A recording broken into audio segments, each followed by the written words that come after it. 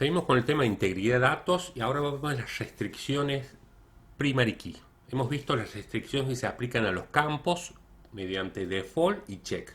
Ahora veremos las restricciones que se aplican a las tablas, que aseguran valores únicos para cada registro. Hay dos tipos, primary key y unique. Anteriormente, para establecer una clave primaria para una tabla, empleamos la siguiente sintaxis al crear la tabla. Por ejemplo, la tabla libros. Al final indicamos primary key, código. Estamos definiendo que cada vez que establecíamos la clave primaria, SQL Server crea automáticamente una restricción primary key para dicha tabla. Dicha restricción, a la cual no le damos un nombre, recibía un nombre dado por SQL Server que comienza con PK de primary key, seguida por el nombre de la tabla y una serie de letras y números aleatorios. Podemos agregar una restricción primary key a una tabla existente con la sintaxis de alter table, nombre de la tabla, add constraint, el nombre de la restricción de este primary key, y luego las palabras clave primary key y entre paréntesis el o los campos por el cual definimos una clave primaria. En el siguiente ejemplo definimos una restricción primary key para nuestra tabla libros para asegurarnos que cada libro tendrá un código diferente y único. Alter tabla libros, add constraint y el nombre de la restricción PK de primary key, guión bajo libros, guión y el campo código. Luego las palabras clave primary key y entre paréntesis el campo código. Con esta restricción, si intentamos ingresar un registro con un valor para el campo código que ya exista o el valor null, aparecerá un mensaje de error porque no se permiten valores duplicados ni nulos.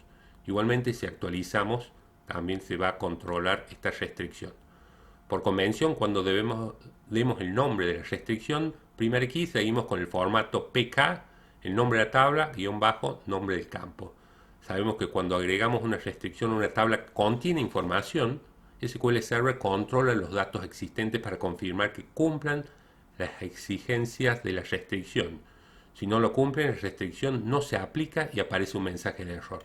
Por ejemplo, si intentamos definir restricción primary key para la tabla libros y hay registros con códigos repetidos o con un valor null, la restricción no se establece.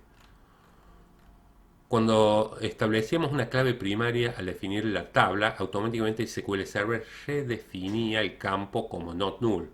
Pero al agregar una restricción primary key, los campos que son clave primaria deben haber sido definidos not null o ser implícitamente not null si se define el tipo identity.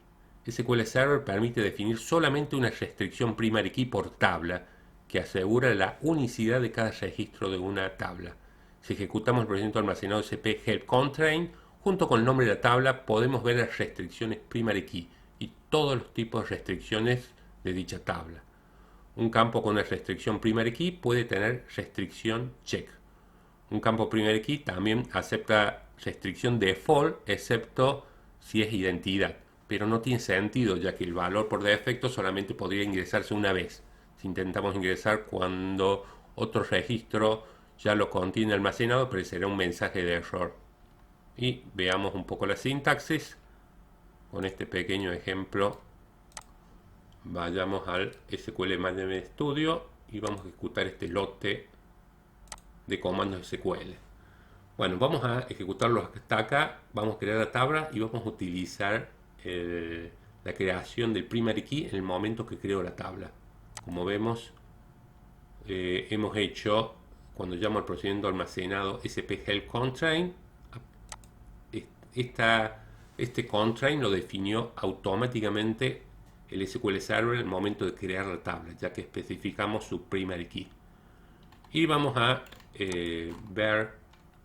vamos a borrar la tabla libros que acabamos de crear, la vamos a crear nuevamente pero sin primary key y seguidamente el primary key lo vamos a crear utilizando la sintaxis de alter table y agregando el constraint, dándole el nombre al primary key, ¿sí? E indicando que es el campo código.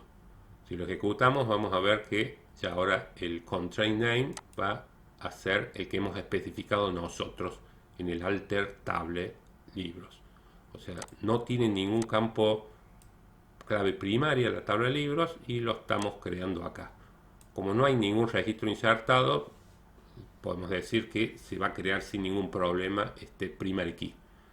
Cuando imprimimos las restricciones, vemos que está PK libro código Y el constraint key, la clave, es el código que hemos creado, el primary key.